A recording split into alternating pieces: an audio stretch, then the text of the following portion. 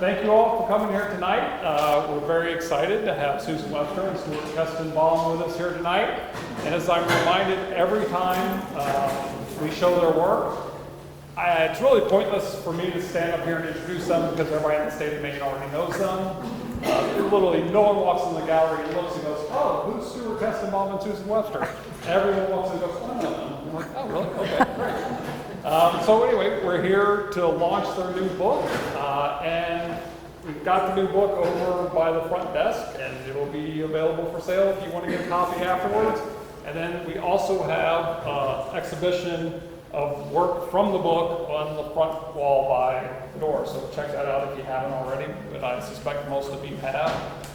Just so you know, we are streaming the talk live on Facebook, and if you are watching on Facebook and you have a question, you can just type it into the comment section and we'll read it here to Stu and Sue in the gallery.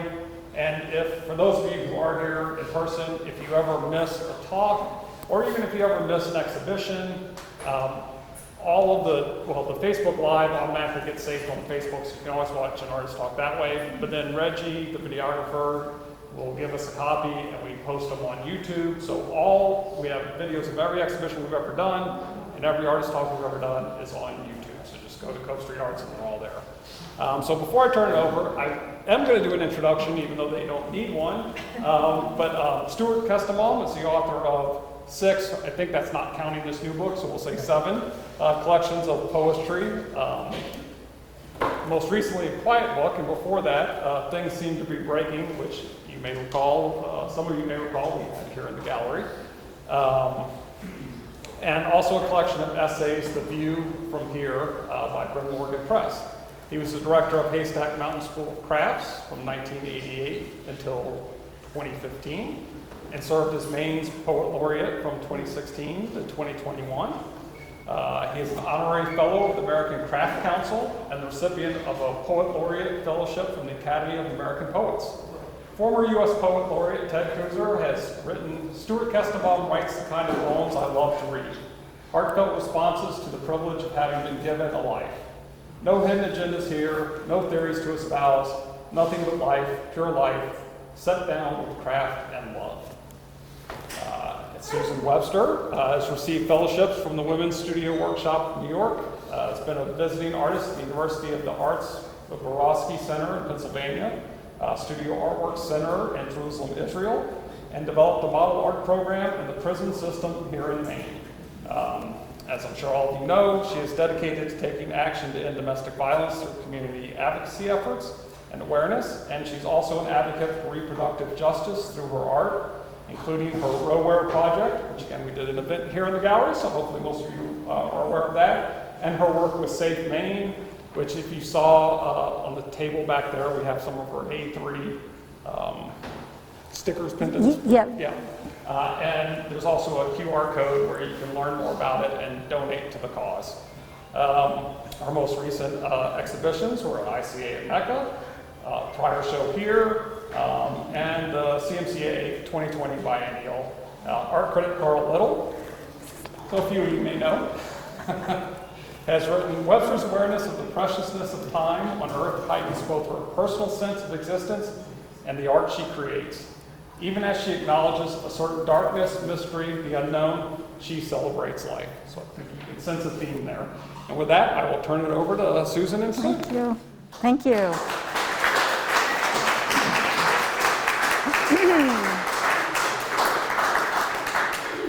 You know, when John said the speaker is dead, I got kind of worried. I think we're okay. I am don't project that well, so I'm really doing my very best. So if you can't hear, just do that, and then I'll try to up the volume a little bit. Thanks for coming. This is us in the wintertime.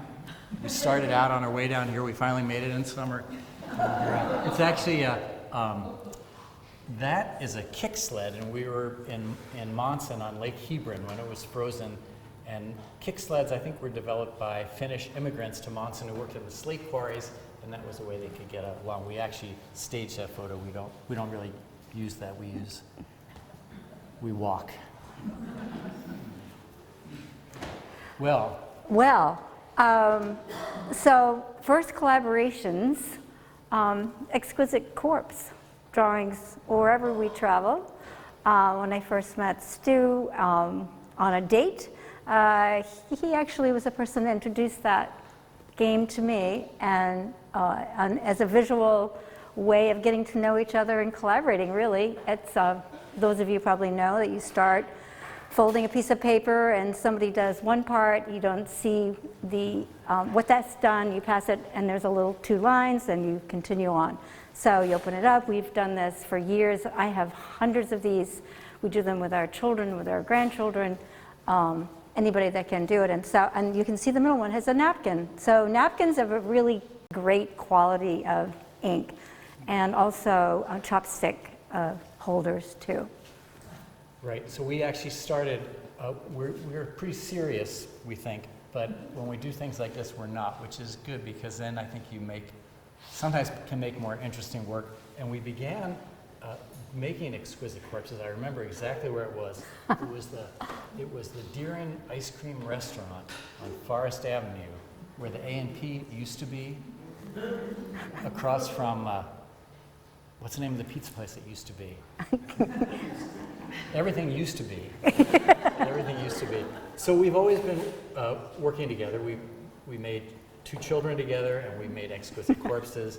And another project that we've worked on is that we do Valentine's cards, which it's fun to just be able to do something that you don't. It's serious, but it's not serious, and I think that allowed us to be a little more fluid in how we work together. So we've been doing Valentine's cards for a long time. As long as love has been around, we've been making Valentine's cards. And but we began to work together when Bruce Brown, who curates the photography exhibits here. How's my volume? Okay, pretty good. Yeah. Because this is as loud as the volume goes without. But Bruce was the curator of the Center for Maine Contemporary Art, and when it was in Rockport, and he was doing a show called Couples, where he asked couples to exhibit art, and we thought it meant that we were supposed to make art together, because I didn't make art, so we were supposed to collaborate. Everybody else in the show, we got there, and they, it was like a furniture maker and a painter, and they had their work. So it was like we misunderstood the assignment in the best way. So it allowed us to begin to make work together. And the first pieces we did, this is one of the first pieces, yeah. And they're all, you want to talk about the process?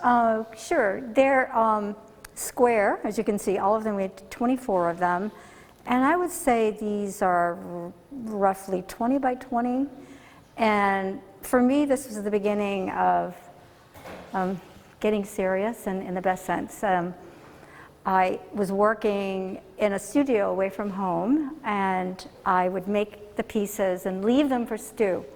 And he was at Haystack then, and he would get up very early in the morning, a lot earlier than I would, and he'd go down to my studio and look at the work and begin his part of adding text. We'd made that plan. This is a size, there'll be an area for words. And sometimes I would also let him. Sometimes I didn't make an orientation of top and bottom. Sometimes I did, and sometimes I didn't. And I'm glad I didn't, because oftentimes, since it was square, it would be in the direction that seemed, like your left and your right hand, a little something wrong or off, but then it became right. And it was good for me to lose a little of that control and trust that it would amount to like something that was very surprising to me. And that's part of it, is coming back to me, and then something else happens and it's surprising. And I will also say that I first read what he did, and I was very moved. I was like really moved by it, and it just made me up my investment, or it really inspired me to go back and work in a way that I could see what was happening here together. And you may not know this poetic technique, but you well, you're waiting for the words to come from the other side. You just wait like that. And so I was working early one morning. Susan Oh, usually this is a tells us, story. This is a story. But it's a good one. You tell it, I yeah. was staring at the page, like looking at it, and Susan came in unexpectedly, and she's saying, "Do you need some coffee? Do you want some chocolate?" You know, and I said to her, "This is what it looks like when I'm working." People used to call it spacing out, but I think calling it work dignifies it a little more. So we did a series of these, and then we just began to do some smaller pieces together. Yeah, so yeah, we're jumping around. So we're showing you maybe one or two of a series that would last for quite a long time. These are collages, is one of many, and it was actually when Obama was running for president, and I remember being very excited about that, and I had this thought, like, I have so much work in my studio, and it's like all these bits and pieces.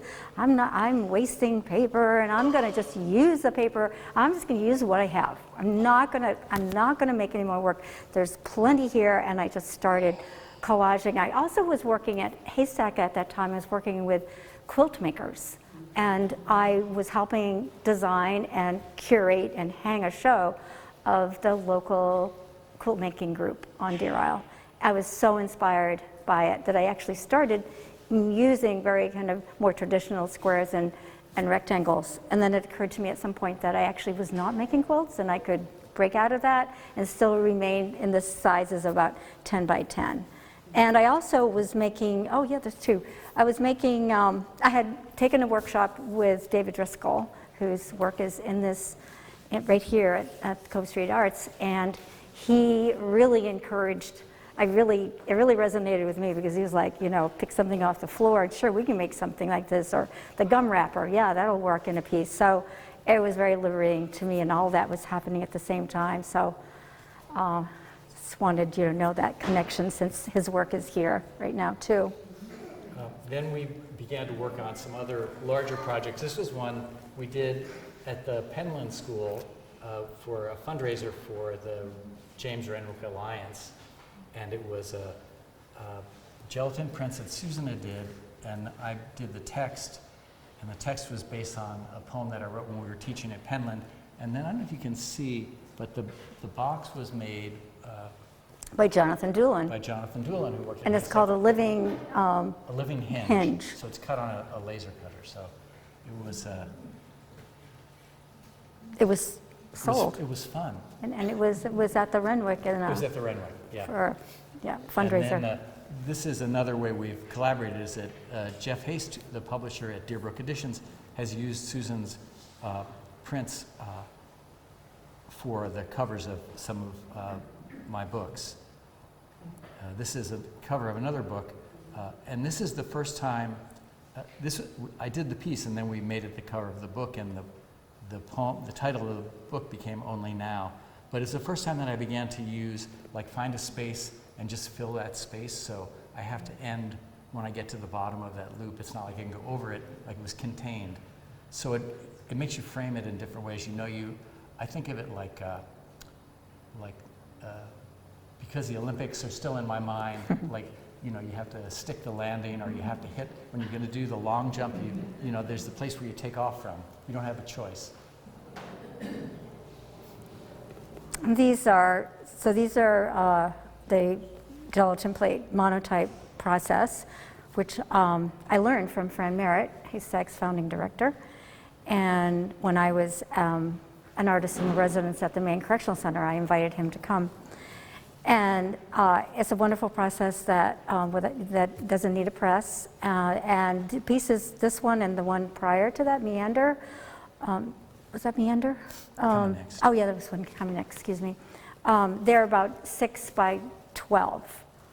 And so here's Meander, and I draw on top of the print, and I glue and paste and whatever it needs, I draw. And I remember when I first started, like, thinking, oh, I could just draw that on. I could make a print, I could make a stencil. And I remember somebody saying, can you do that? And I went, yeah, I guess I can. So it was, yeah, that happened. And the rubber stamps that I use are all kind of, they come from anywhere. It's a lot from thrift stores, or people will give them to me. Some are really kind of worn out. Some have that kind of smell like a really old elementary school, and some absorb ink better than others. So but I always, because I can't be precise, I'd rather it look more like a ransom note. If you remember, I don't know how they make ransom notes now, because you can do it digitally. But back when you used to say, "We have your child," that was different. Outlaws were more creative before the digital world. Yeah, so then, this is from a show at Press Hotel. I don't know, I had this idea to project, so you remember Meander? I had this idea that, why don't I just make a copy of that on a acetate paper and put it under an overhead projector, if you remember those. And I projected it on some canvas, and these are taller than me, and cut them out. So I projected most of that Meander print, but changed it obviously so that everything would hold together. And I've made, I don't know, 5 or 6 of these, and I'm working on another one now. It's a very contemplative process. Then we began work on a larger series of the gelatin prints. And when we work together, I was saying today, in a relationship, you might blame one another for things. It can happen. But when we work on the artwork, we never do that. It's actually like, if I were to misspell something or whatever it would be, we're just very forgiving and go back and forth. If we finish it and either of us doesn't like it, then we have the right to just pull it. But I think we also don't ever talk about the work. We just work. Susan has a place she works. I have a place I work. So she would do her work, give me a piece. I'd add the text, give it back to her. She may add more color to it. Right, and I would say we don't talk about it at the same time in the same place about the work when it's somebody's turn, so to speak. We might have an idea of where we're going with a series, or a the color, the structure, the composition, the size, but yeah, we don't. We let the work sort of evolve and of course talk about it after that. These are pretty big, like. Yeah, for print, they're like size of a 10 good. feet tall. Yeah, like 30 by 23, like a good size. And this is another series we were doing, and we actually did these we were doing a residency in Portland, Oregon, the other Portland. So it's the same kind of thing going around it. You have to end somewhere. I mean, you have to make sense when you get to the end. So you can probably read it. I have to do it this way. The moon tugs at us while we sleep, leads us as we swim to shore, bathe in light, dream. So I actually want you to work at it. That's an example. So it's like I never, when you write in lines on paper, you don't have an element that's like piecing it together. And this, I think, really actually informed the work that we did in the book. These are they're drawings and with a print in the center, and this was part of the exhibit that we had at Cove Street 2020. Yep. And they're also 30 by 23, and the center is a gelatin plate print. I draw and then give it to Stu, and depending on what he says or what happens there, I work on it again or not, depending. That's probably the most text we did on these. Mm-hmm. And then this is work that I did, but it actually grew out of work that Susan and I were doing. We were teaching at the Penland School, and we wanted to do blackout poems as a way to get students to think about text, so they could black out certain lines and come up with lines. I'd never done it before, but I thought, well, you can't like be the teacher and like watch people work and not have done it, although many teachers indeed have done this throughout time. So it was a template that Susan had made. That's kind of her design format. I took it, I looked at it, the first one I did, I looked at it and it was, I crossed out every line except for even a small pond. And then I had these rubber stamps and I just thought, Thoreau's dream. And I thought, it gave me, like I could answer myself. And so that began this series of blackout poems. This is still appropriate, even though that was made by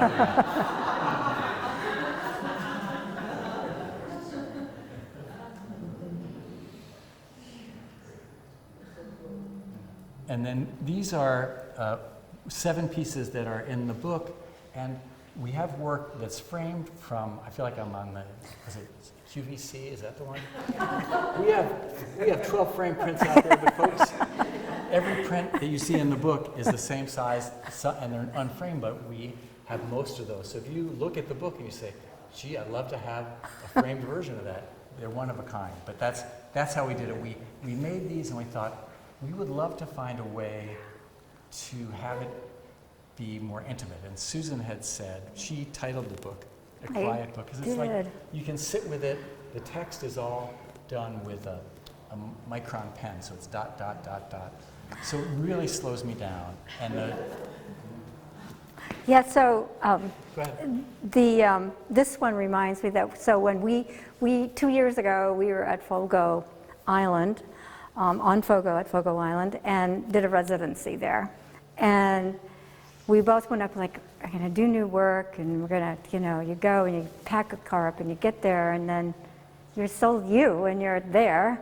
And the place was intensely beautiful, and almost, it really was, I was talking about it like aggressive nature. I mean, you just could not be affected by being in that space. I loved it. I loved it, loved it, loved it. And I was so overwhelmed. I didn't think I was going to do anything other than just walk around, which we did a lot of walking around.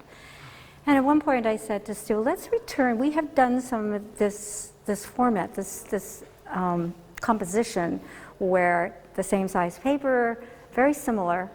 And I thought, well, let's just go. Sometimes I think as artists, we just can go back to something familiar. So I wanted to go back to something familiar, but in a completely different environment, in a different headset. And I had luckily brought lots of pieces. Thank you, David Driscoll, little pieces of everything with me. And I started, I think I did this first one, and for me, I just can remember being there. So I was absorbed by the environment and reinvested somehow in this work that we had done before, the structure. So we started doing it, and the more we did quite a few there, and that was when we said, maybe let's try a book. Let's do a book. And so we've been working on it for two years. And the format is that Susan would give me these are all collages. I trace the space the same size, and then I look at it and respond to it, then I stamp a title. So I'll just read a couple of them. If you might be able to read them okay. I think of myself as a kind of demented Torah scribe when I'm working on it, because you have to fit the space. You're doing the calligraphy, the only style I can do. And if I have to make there are no line breaks. It's just the grid makes the break, and if I have to make, you can see where either I might use an ampersand if I think, oh, I'm running out of space, or if I get to the end and think, I think that should be the last word, I might make that longer. So that's more than you need to know, I think. And so when you read them, you get a little confused because they run together. So part of it is you can kind of make line breaks in your head as you're reading it. But I'll just... Do you want to do it from here? I'll read it here. Okay. My voice is still okay if you haven't missed anything. Stone. Can you believe there were once mountains 10 miles above where we stand now? our feet on granite bedrock. Well, how's that for change? All that shifting and erosion before we had our first thought or breath. This transformation is constant and eternal. See how the broken rocks tumble in the waves, become rounded, smoothed time.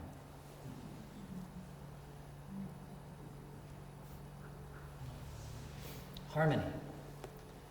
We should learn to trust ourselves the way that seeds trust themselves in their long, deep sleep, knowing that everything awakens and remembers the song, the melody, new and old at the same time. If you're lucky, someone else can sing harmony, then we're all afloat and dancing. So I actually don't know what I'm going to write. I can't know because I just have me and the dots in the room.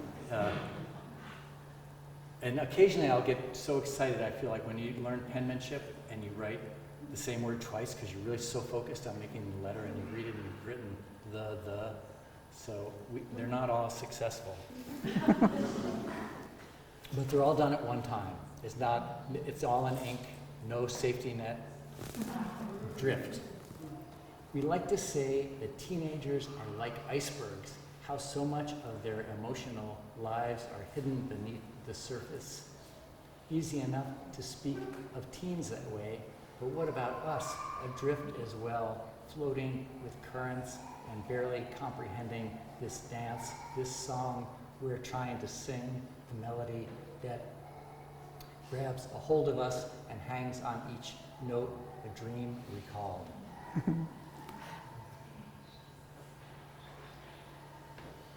Want to hear another one? Yeah. I'll take a drink. So we're at 20 minutes, yeah. So we're going to have a Q&A. Then you can ask some probing questions. Want to read the last one? Yeah, read the last one. Great. Is that the last one? No. Actually, I went past that pretty quickly. But they're all in the book. That's it.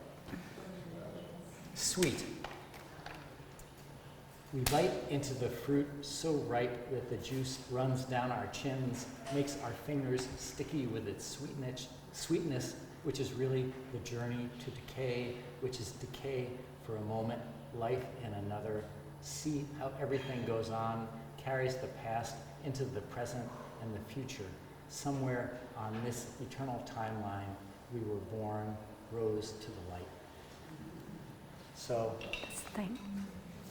thanks to John and Kelly. They've been so supportive of this endeavor and agreed to showing the work and selling the books and doing this book launch right here at Cove. Thank you. They're really an amazing resource for not just Portland, but for Maine. Portland's a part of Maine. It's a little different, but it's part of Maine. So anyhow. Any questions? Yeah. Thank you. Oh. Yeah. There's a question back there. Lisa. Thanks. Yeah, Lisa. I'm just curious. I know you've done books with publishers and that sort of thing before, but what was the process like in working with Tim McCride at Bryn Morgan Press doing this? Yes. Right. So we worked with Tim McCride at Bryn Morgan Press, and Tim is a publisher in Maine, has done a lot of books, metalsmithing books. He did some books for Haystack. And we wanted to have this be a book, but we wanted to make sure that the book would look like the prints. We didn't want it to be like you look at it and you say, well, that's nothing like what I saw. And so we called Tim for advice, and we wound up working together. So it was printed in Hong Kong, and he could really ensure that the color was the color. And then the pages, he suggested, well, they don't have to be on a white background. They're going to be inking everything. Yeah, so he and I developed together shades of kind of greenish gray. And then we had 5 different tones. And so we looked at each of the pieces, read them, looked at them, had the spread of all those pieces of paper, made those decisions. It was a great idea. He was great to work with, amazing to work with, a person of great details, which I really respected, and he was, couldn't have done it without him. Very happy with it. Yeah, Elizabeth. Listen. Yes. Cutting out, how do you do that? Many X-Acto blades, and as soon as it stops being like butter, yeah, so I throw the blade away. So yeah, I'm doing it by hand, all by hand. So it's hours, days, months. But it's something ongoing that I like to return to. It's very soothing for me. Some people knit. I cut out little pieces of canvas. Yeah. Yes. So it sounds like you, Susan, will give Stuart the collage and Stuart his. Correct. You get her to flip-flop it? We have not. We have not, but that's a good idea. She doesn't mean that. It's a good idea for someone. It's a good idea, maybe not for me. Not, No, not yet. We haven't gone the other way. We haven't. But I don't know, maybe because it would feel more like illustrating illustration, words. maybe? I don't know. I think Don't the know. image has more ambiguity to it, maybe. I mean, I do think, I mean, it's not like easy or hard, but I feel like I get to do these collages, and I love to do them. And I did call it a quiet book because we had this deadline time frame, and Stu would say, well, you know, X number, and I would go in. It would take me a long time until it just feels right, you know. And I said, well, I'm working, and I wrote down in my handwriting a quiet book because it quieted me. And then when it came back, it's a third thing. I mean, it's like another whole experience for me. So maybe I don't want to give that up. I don't know. And it's always a surprise too. But you know, then I can see. Oh yeah, I can see that. Yeah. Yes. I want to be sure I understood what you shared correctly, and that is, you do the words by hand. That's your dot, dot, dot, dot, dot, dot, dot. You don't know what you're going to say, and it fits. Now I understand, because it's not an established text. So you can make it fit. I have to make Because it. you're creating. I have to make it. I have to make it fit. Yes, no, Yeah. but when you're creating it, I understand that. Right. So there's definitely some. It's like a Zen practice. It's a very. It's. Yeah. It's some faith that it's. You know, I have a feeling, and then I'm trying to work that out as I'm writing. But other things as you're writing are coming to you. But I have to hold on to that first thought, and I try. I rarely like stop and say, read it. I just go. So. Do you ever feel cut short at the end? Never. No, I could, but not so cut short, because I kind of have a sense of, and you know, we did these, like I did the blackout poems, I don't know if I'll do more of those. We did these, I feel like I don't want it to be, I think with all these, they were unpredictable, and I wouldn't want to like do it like, oh look, he's the guy who can make the dots all fit. You know, that would be different than actually just trying to, I mean, it's a limitation, which I think limitations are great, like songs are just so long, you know, there's a certain framework that things fit in. Yeah, but it is an interesting thing to, I mean, it's interesting to know. I mean, I know this is what he does, and then it's like, not everybody does that. I mean, it's, yeah. And then every art form has some kind of limitation. Yeah. Yes. Yeah, exactly. Yeah, Matt. Could you have done this when you were younger, or when you were earlier in your Yeah, could we have done it? I don't think we could have collaborated like early, but after a while. But these the ones in a quiet book, I don't think at the stage that they have come in our lives, it feels like it was the right way to work. Like I don't know if I would have worked this way 30 years ago when I was in elementary school, but now it feels like there's something more elegiac. It feels like there's a sense of mortality. Writing a review of the book, And no, just like different. I think that and the thing is, we don't talk about the ideas, but every body of work we've done, I think we're feeling something similar. So in that way, it's a kind of communication that unspoken. Yeah, and I think, like, we've been together a long time. We get along. So it's definitely a part of our relationship that we don't argue about. Not that we argue a lot, but we're two people. And I think in looking back on it, sometimes like that first series that we did for CMCA, looking back on it now, was after September 11th. And I look at those and I know that we never said anything about that. And we did that in 2004. And I think it was just, yeah. So that I think you don't know are not self-conscious of it. It's not like, oh, I'm going to go and do work about that. I remember somebody saying, oh, well, you didn't do work about that. And it's in everything I speak. It's now me. So it's there, and consciously or not consciously. And then maybe this group of work. And then we were kind of like doing, I think the collages were kind of lyrical, hopeful, but I don't know, I'm rambling a little bit. Yeah. Yeah, and back. Regarding the blackout poems, what was the body of text that everything was reached out? Oh, well, I had some great authors to turn to. One was Dick Cheney's autobiography. That's where I believe confession speech came from. The other was Larry King's autobiography, and then there was and then the other book was. Yeah, you found those was one at Penland, right? Yeah, and then I had to Take It or Leave It building. Oh, in yeah. Deer Isle, I think. Take it or leave it. At the transfer station, AKA the dump. And then the other one was it's Tim LaHaye. I don't know the other writer's name, and they do this apocalyptic end of times fiction. And those are the major texts I drew from. Yeah. I'm wondering, do you ever write just like in longhand in your poems? Do you always use that little technique of talking?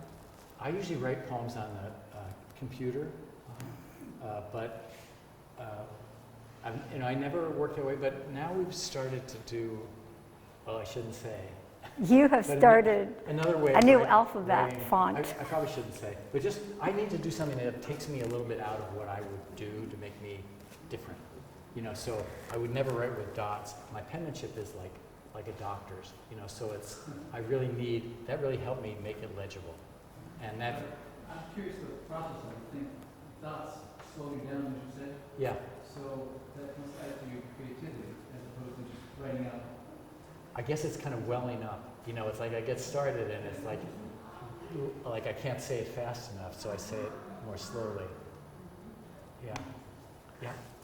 I'm curious if you had noisy happening like in parallel. Would you work on two things at once? So rage and politics and abortion and quiet, or did you just quiet for a while? Like, did you have more than one work project happening at the same time? Yes. And was it? They all just kind of big swirl. Yeah, depending on the climate, what's happening. So I'm wearing it. This is actually a gift from Kelly. Thank you, Kelly. It's been, the last 2 years we've been working on this, and it's been a one spot in my studio just covered with pieces of. I think it would be a fun thing for me to put in a slide presentation, but I would have little clusters that I thought I was like a jeweler at one point too. You're finding these little gems. So it was all happening at the same time, and my Defendero was happening when those 2 years. So yeah, but it was really wonderful to once we decided on this project to return to it. It's nothing like it's great to have a time limit, a time to finish something, and I was working on. I still am. I have a lot of things going at once right now too. So, yeah.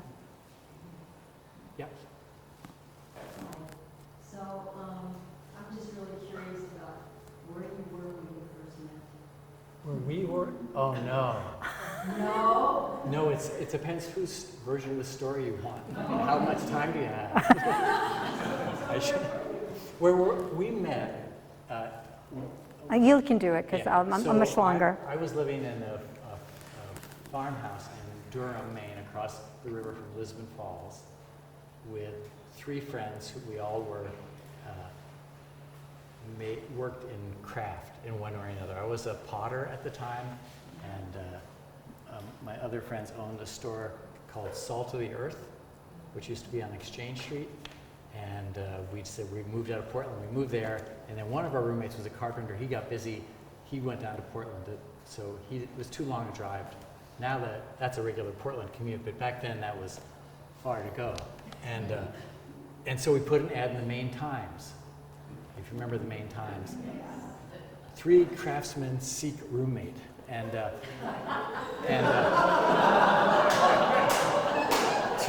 two people answered the ad. One of whom had My competition, listen to the one competition. Of whom had a small black and white TV that she plugged into her cigarette lighter. And that was really unusual for the time. And I met her, and Susan was the person after that. I didn't meet her, but...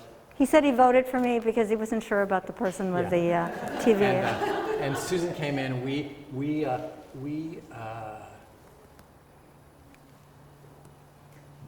tussled for probably 3 years, and then we resolved what our relationship was going to be.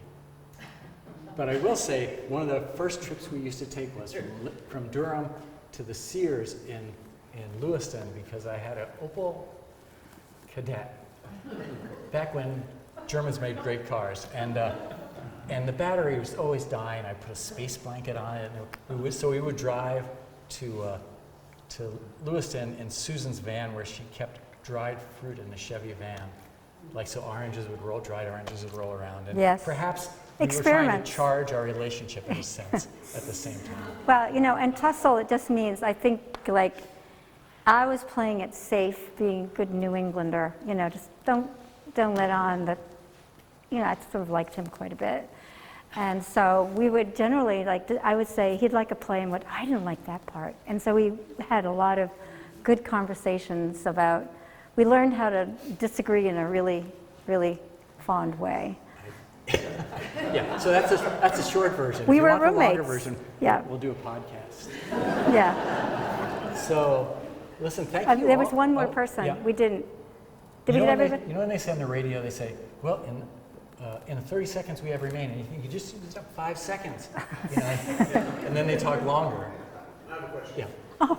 Is there ever work that makes you almost cry so good that you think about it? like it stays with you? You mean in general, When you look our at- work, yeah, or? Yeah, when you're finished with your work. Yeah, Does actually. a piece ever stick with you and make you just think about it? Yes.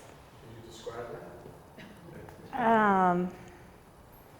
Well, there are quite a number of these. Like Sweet, the last one, there's one, this piece that's not in. And then they have, from the first 2004, I have one that we wouldn't sell. We actually, I think, sold almost all of those. So describing it, I don't know how, you're surprised and moved and emotional. I can get emotional thinking about it, actually. So I do like that. I like being emotional. I think we're afraid of it. And I recognize that. I know what that is, because it's generally based in love somewhere. And I think it's a little different. Like, I don't think I'll read a poem of mine and say, oh, wow. Like you just think what you didn't do, maybe. But doing the work together, then it's like, it's not all you, so it's a little bit like playing music, so it's like you did your part, another person, meaning you, did your part, Susan, and then it becomes another thing. So there's a distance on it. So I think, actually, when we were reading these this morning, like when I'm reading them, like I have to work my way through it, and I go, wow, looking at the image. So I had a little it just, it gives you some distance, I think, working together that way. Yeah, and I think over time with anything, you know, there are poems that we all love of different people and artwork, that you come back to it and you're another part of your life, you're different, you have a relationship with it, it changes. So it's like a relationship with your loved ones or friends. So And we're it does thinking change. Part of the reason for doing the book is that you could actually stay with it, like look at it again. It's not like if you look at it on the wall and you go away. This would be like, you know, you could just read a few, move through it, and stay with it in a different way. And Stu, there are 54 images. Could you tell, why did you choose 54? There are 54 images in the book. Well, I guess we'll have to leave it there. That's the other thing. The reason One more question, That's more good. of a comment, Yeah, really. yeah. There are 54 because in Hebrew numerology, in the Kabbalah, Chai is life, and that's 18. So 18 is Chai, 36 is double Chai, 54 would be triple. So they're actually like two of us, 2 lives, and then like a third life. I may have made that up after we came to 54, but No, it's still got me definitely there. why we Yeah, chose we did. 54. That's what- Because that's actually- we have more than 54, that's but what we we didn't chose. want to make, what's the math? We didn't want to make right, whatever. then you that add was- 18 to that, Yeah. and then you're like 70. And then we've got another year. Yeah. We'd have to be 3 years. So it seemed like a good time to stop, as it does seem a good time to stop right now. Yeah, thank you. Thank you. Thank you.